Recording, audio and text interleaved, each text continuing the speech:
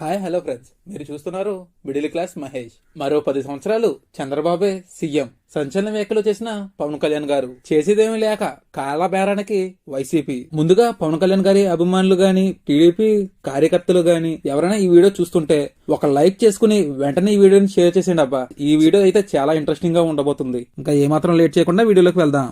టీడీపీతో జనసేన పొత్తు పెట్టుకోకూడదని జగన్ కోరుకున్నారు. కానీ చంద్రబాబు నాయుడుని అరెస్ట్ చేసి ఆయనే స్వయంగా పవన్ కళ్యాణ్ పొత్తు ప్రకటన చేసేలా చేశారు. ఆ తర్వాత వారిద్దరిని విడగొట్టేందుకు 3 పెళ్లిళ్లు, కాపు జాతి తాకట్టు అంటూ ఎంతగా చెడు ప్రచారం చేసినా ఫెవికాల్ తో అంటించినట్లు ఆ 2 పార్టీలు అంటుకుపోయాయి. ఇదే డేంజర్ అనుకుంటే వాటితో బీజేపీ కూడా జత కట్టడంతో వైసీపీకి మూడింది. ఇంకా చేసేదేమి లేక జగన్ చేతులు పిసుక్కుంటూ అదును కోసం వాటి ప్రభుత్వాన్ని చూస్తూ కూర్చున్నారు. ఇటీవల ఏపీ ఉప ముఖ్యమంత్రి పవన్ కళ్యాణ్, హోంమంత్రి, పోలీస్ శాఖలపై సంచలన వ్యాఖ్యలు చేయగానే వైసీపీ టక్కున క్యాచ్ చేసి నారా లోకేష్, పవన్ కళ్యాణ్ మధ్య చిచ్చు పెట్టేందుకు ప్రయత్నించింది. కానీ అది ఫలించలేదు. ఏదో రోజు ఏదో విషయంలో చంద్రబాబు నాయుడు, పవన్ కళ్యాణ్ మధ్య విభేదాలు మొదలవుతాయని, కూటమి ప్రభుత్వం విచ్ఛిన్నం అవుతుందని జగన్, వైసీపీ ఓపికగా ఎదురుచూస్తుంటే పవన్ కళ్యాణ్ మరో బాంబు పేల్చారు. నిన్న శాసనసభలో మాట్లాడుతూ చంద్రబాబు నాయుడు వంటి అనుభవశాలి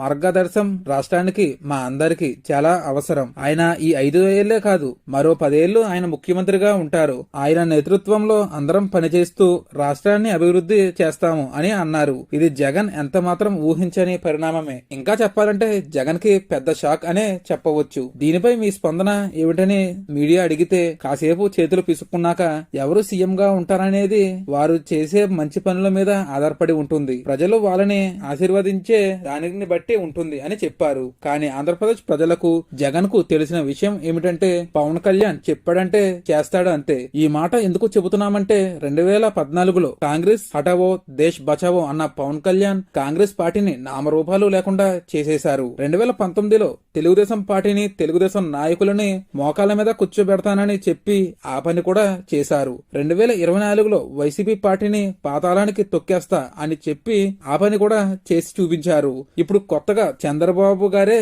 10 ఏళ్లు ముఖ్యమంత్రిగా ఉంటారు అని పవన్ కళ్యాణ్ సంచలన వ్యాఖ్యలు చేశారు. ఇదే కనుక నిజమైతే వైసీపీ ఇప్పటి నుంచి 15 సంవత్సరాలు అధికారాన్ని చూడకుండా పార్టీని నడపాల్సి ఉంటుంది. అది దాదాపు అసాధ్యం. కనుక కాలబేరానికి వైసీపీ రావాల్సిందే అని జన సైనికులు చెబుతున్నమాట. దీనిపై మీరేమంటారో కామెంట్ లో తెలియజేయండి ఫ్రెండ్స్. ఇటువంటి మరిన్ని ఇంట్రెస్టింగ్ విషయాల కోసం మన ఛానల్ ని సబ్స్క్రైబ్ చేసుకోండి. Thank you friends.